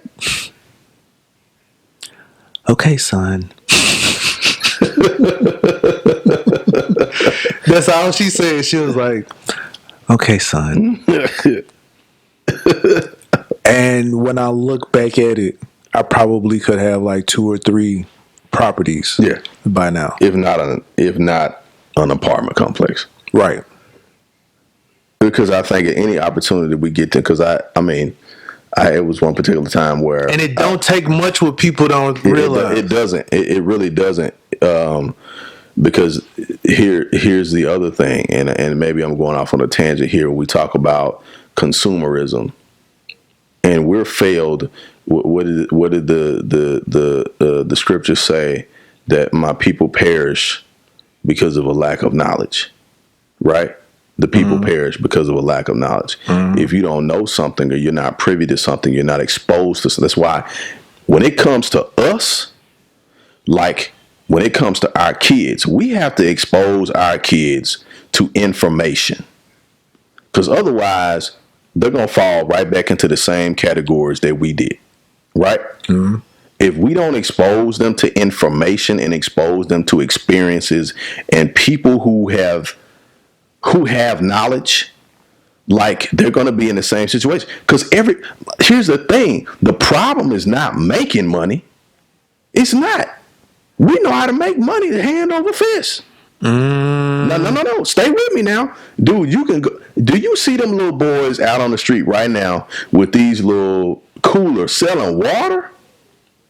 Now, I'm going to be honest with you. We don't, is what I'm saying. Yes, we do. We don't. Yes, we do. I'm going to tell you why I disagree with you. Okay. I'm going to tell you why I disagree with you.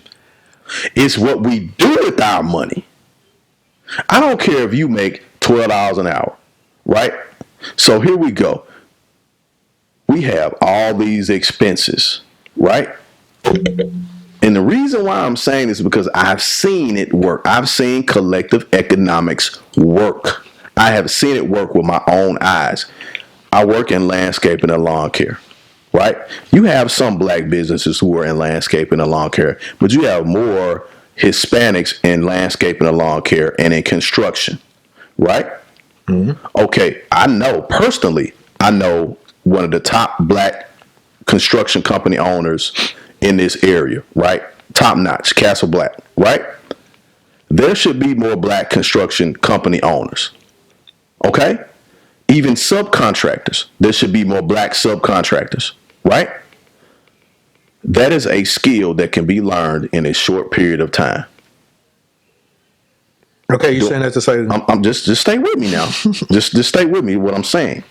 When we talk about collective economics, Hispanics will stay 7 to a house, save their money, send some back home, bring more people over.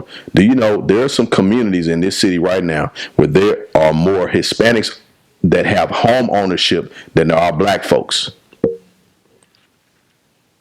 Okay. It's not because the opportunities aren't there. It's because a lot of us are tied into what we wear, what we spending our money on, where we spending our... We tend to, and this is not a knock against black folks because I'm cursed with the same thing. So hear what I'm saying. What we spend our money on a lot of times affects our ability to build wealth because we don't want to do without XYZ. We would much rather spend money on buying bottles, knockoff handbags, knockoff clothes and shoes versus buying stuff that we can wear that's simple enough, that's fine enough to keep us warm or keep us covered, and taking. But you can still do that.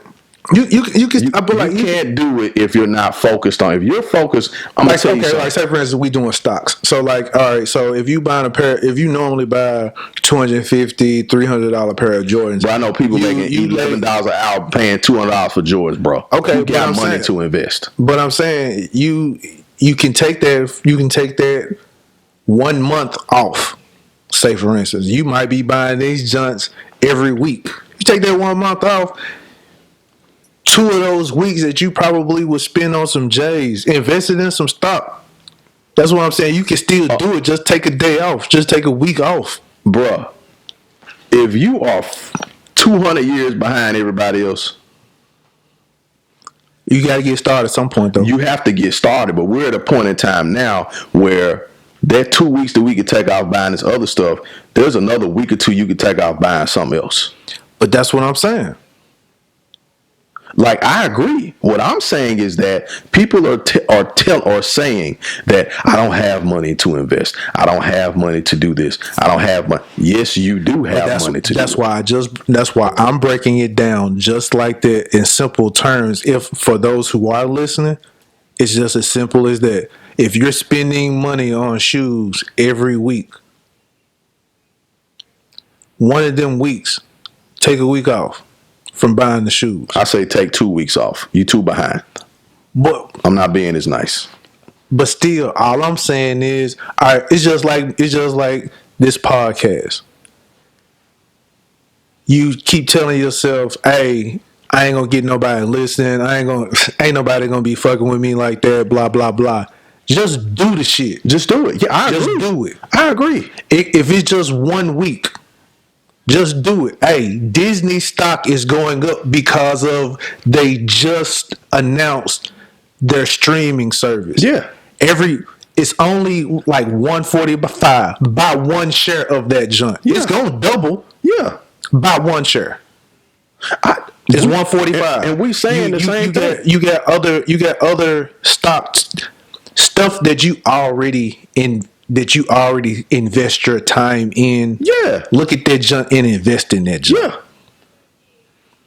And people might say you ain't got funds to do so. You got apps on your phone right now. You got Robinhood where you don't even have to have the full money to buy the stock. To buy. You can just chip in.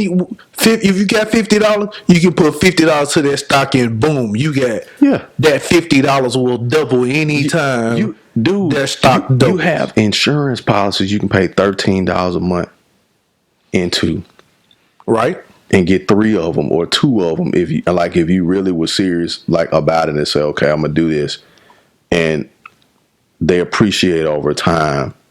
Somebody in your family, you're paying into this policy, and they pass away. Now they've left the 401ks, those things, $200,000 to you. Even though 401ks is a little shaky, we get it, but still the opportunity to build wealth over time is there. It's just a matter of whether we're willing to sacrifice short-term stuff for the long term. And that's why I mentioned about the Hispanics.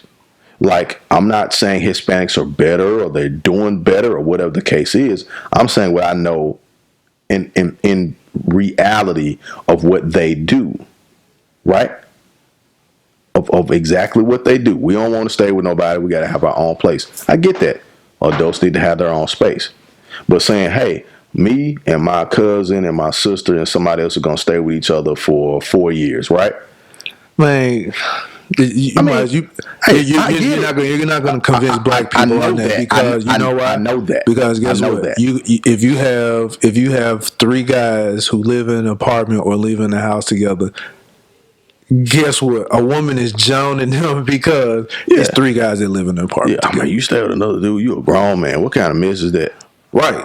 So they're gonna have to get their own little crib. And the 3 ladies that stay together ain't gonna be able to get along long enough to stay with each other. Man, but women can do it, and Sometimes, men ain't gonna have.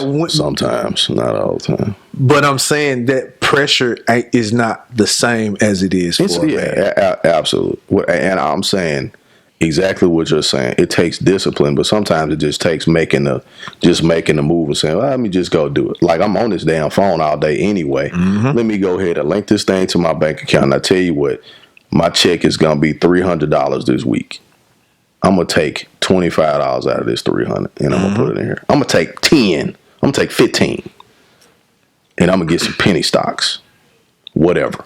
$25. Like I said, it's $25 a month. Just put $25 a month, and I'm finna pay. Or like I said before, if you're spending money on J's, that $250 in a month, because to me, that's your throwaway money anyway. That's throwaway money. Anyway. You throwing it away if you buying shoes every week. So, but throw it away on something that's going to give you some money back. So what I'm about to say, if you invest well, what I'm about to say is it's a very sensitive aspect of this topic, right? So my co-host here is: are you classified as a vegan or a vegetarian? Plant-based. You live on you. I don't. The only reason why I don't say vegan is because I wear leather shoes. I have I got you. Okay, that's why I say plant-based. You follow a plant-based diet. Yes, and you have experienced great benefits, health benefits, psychological benefits. Yes, and I'll assume also economic benefits. from choosing a plant-based diet? Would that be accurate?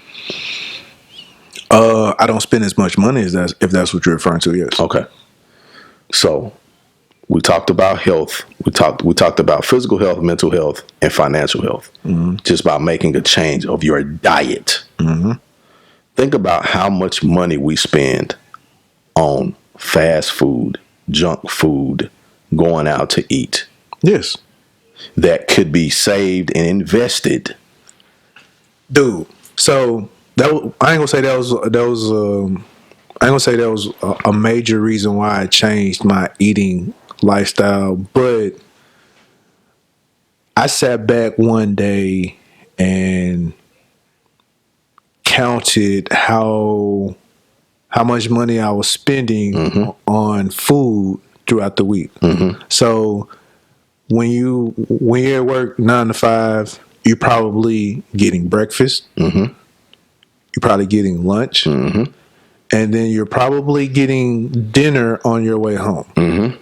So let's say $7, $8, hell, $10. $10. 10. So Yeah, you're spending $30 a day.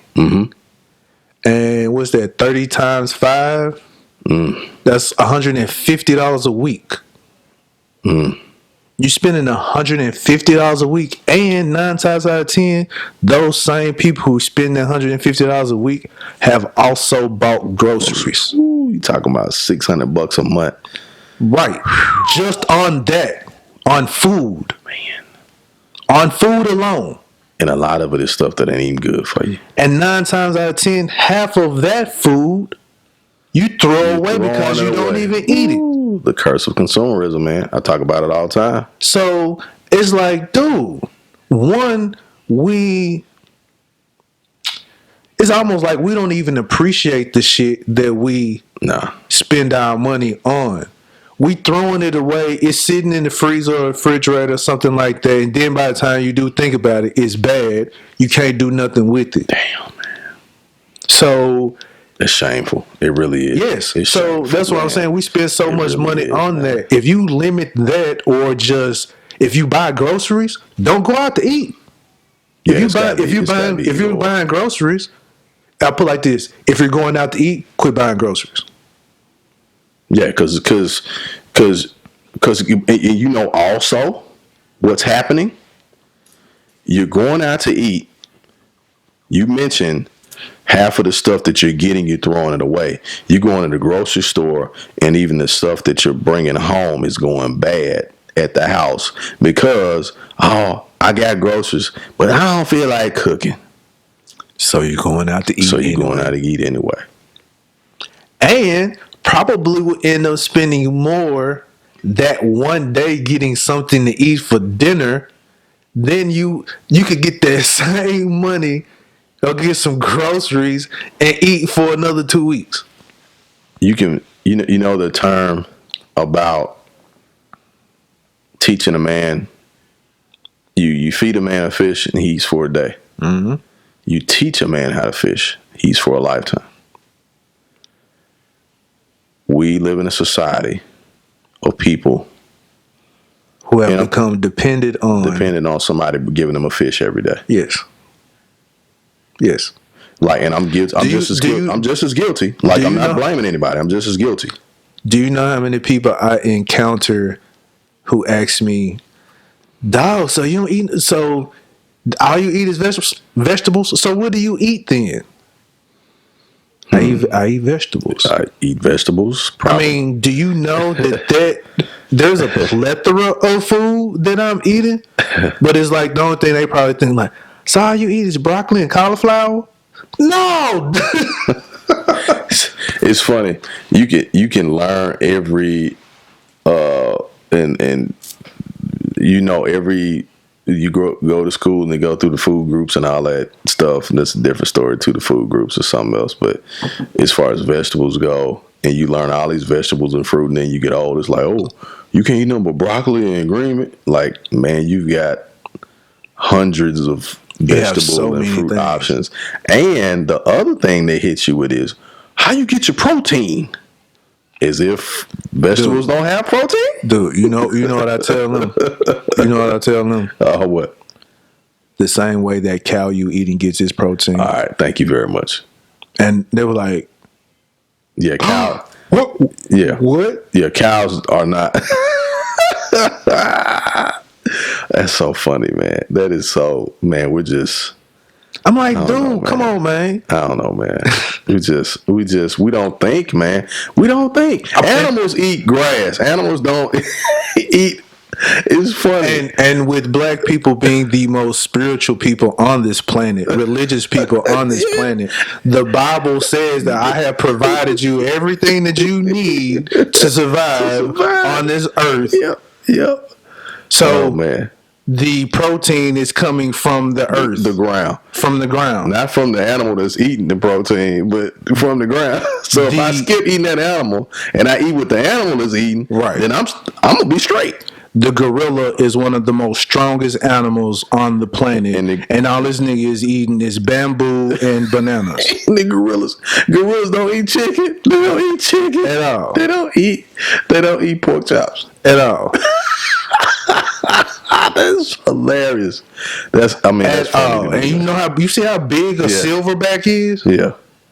That nigga will rip you in half and go back to eating a bushel of bananas. But niggas is asking me, so how you get your protein though? Word? Go look at King Kong real quick, my nigga. Oh boy. That be the funny thing. That is a whole nother topic. I know we're gonna have to talk about eating plant based and all of that. That's definitely an entire episode.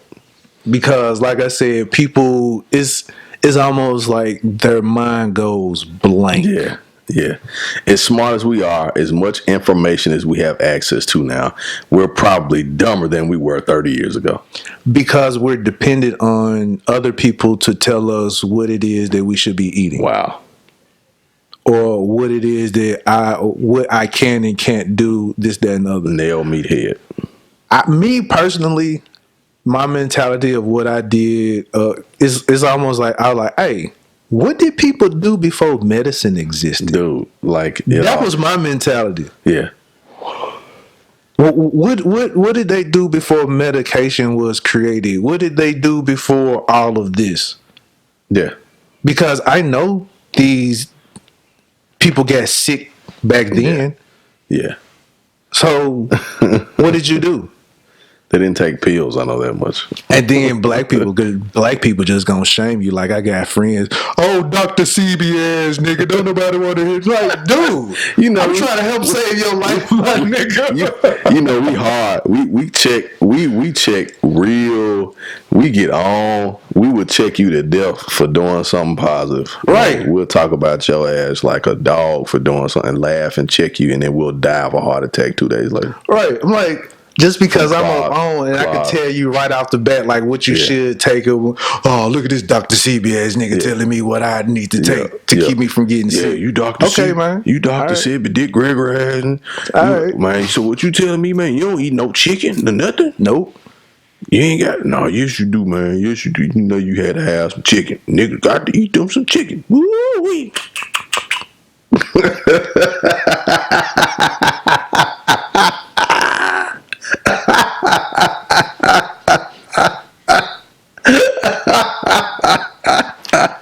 And you mean to tell me you ain't gonna get none of the master's good chitlins? You ain't gonna get y'all ain't gonna, if y'all ain't got no chitlins at y'all Thanksgiving, I ain't coming.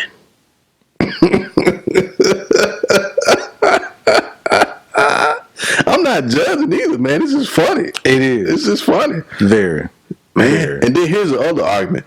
Man, grandmama and them ate chitlins, man, and they ate pork chops and all kind of stuff every day. Yeah, they sweated it all back out too from picking cotton and cleaning up folks' houses all day. And not only that, but they ate more vegetables. And they ate more vegetables because they grew their own stuff. You know how much collard greens that they ate with that pork? And you were guaranteed. Listen now. And my mom told me this. She's like, how are people fixing dinner and don't have any green vegetables on the plate? Exactly. Because the green vegetables are supposed to help clean out the meat that you eat. Exactly. It's sweeping your intestines. Sweeping your intestines. Yes. Yes. But you got folks who go and get nothing but meat and potatoes. Give me a steak and some mashed potatoes. You want some asparagus? No. I'll leave the asparagus on the plate. Huh? Or better yet, people don't eat you know how many times I've heard this? Nah, I ain't gonna eat that. It made me go to the bathroom. Nigga, you supposed to go to the bathroom. You're supposed to go to the bathroom.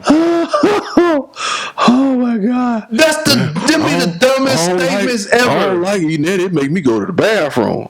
When the last time you been to the bathroom? Monday? What's the day? Friday? I know people who only take a shit once a week. I'm like, dude. Yeah, something's wrong with you. Something is wrong with you, my nigga. Wrong with you. Every time you go to the bathroom, you are killing everybody as soon as they open up the door. Your breath probably foul. Dude. Your skin probably don't. Yeah, skin's probably bad. Like, man, once a week? Yeah. Like, I seriously have talked to people that say they go once a week. You should be taking the shit as much as you eat a day. As much as you eat, you're supposed to go. You really are. You're supposed to go almost after every meal. Yeah. If you think of a baby. When you see a baby, how quickly he poops as soon as he takes in a bottle. Baby poop all day long. He has a fresh new system. Mm-hmm. Mm-hmm. That's how your body is supposed to operate. And that's why babies get through and overcome sickness so fast. Yes. They have a perfect running system right now. They got perfect. And that's why breast milk for babies is so more important than the formulas, because that's their natural food. The formula ain't their natural food. At all. That's why a woman's health prior to having a baby, during the period of having a child, is so very important. And we as human beings vilify people for breastfeeding their child. Yeah. Yeah. And that's the baby's food. That's the baby's natural. That's the natural order of Why you still breastfeeding your child? Give him some of this milk. Yeah. The cow milk. Or the cow that can't talk, that ain't got no common sense, no intelligence whatsoever. The cow's milk is for the cow's baby, not for your baby. Word. Like, that's like me coming out here saying, okay, I'm going to take this woman's breast milk and I'm going to give it to a calf. Right. No, the calf has a mama that he or she can drink from. Right. Just like your child should drink from its mother's milk. Right. And there's nowhere in the world except for here that I know of that people got a problem with women breastfeed. It's the dumbest thing ever. It's the craziest thing ever. Right. So I'm like, and mind you, breast milk is delicious. Well, I don't remember. I would have to say, sir, I don't remember how it tastes. I'm sure it is, but I'm not talking about since birth, nigga. You've dated somebody who's had a child who lactates. Yeah, but I don't know how that tastes. Okay, we're finna end this podcast.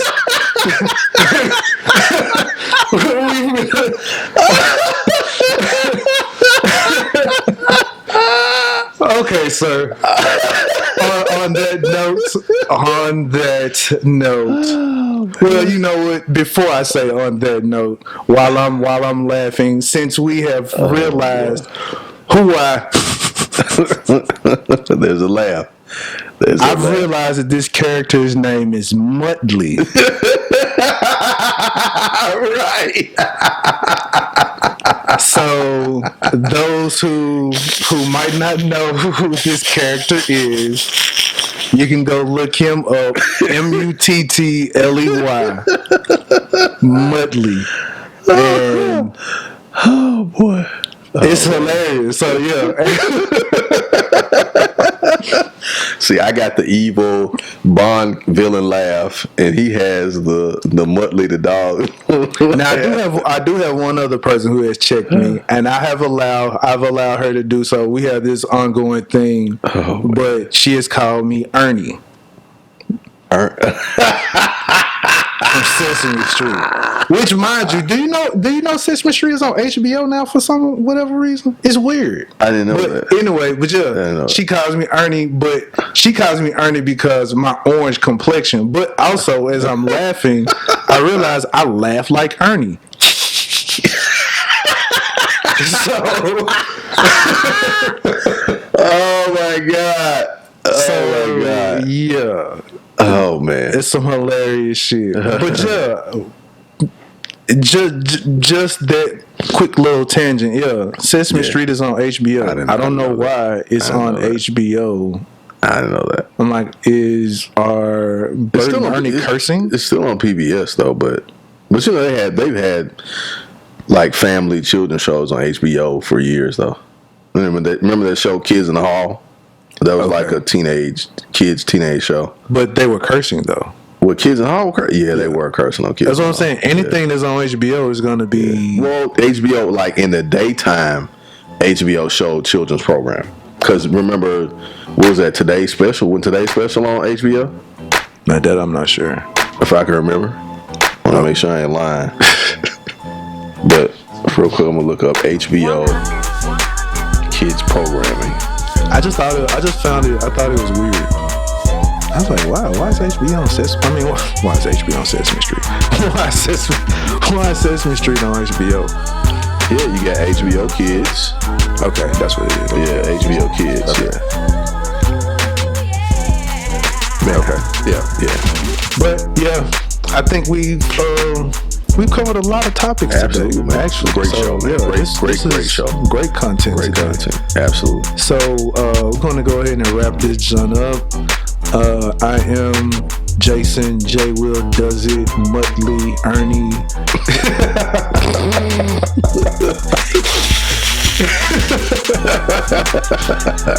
And I got my guy, Sam, Ivan the Great, a.k.a. Shaw. And you're about to Bond villain laugh. go finger, go window. And we off on the tangent and we out this joint. We out. Peace. Peace.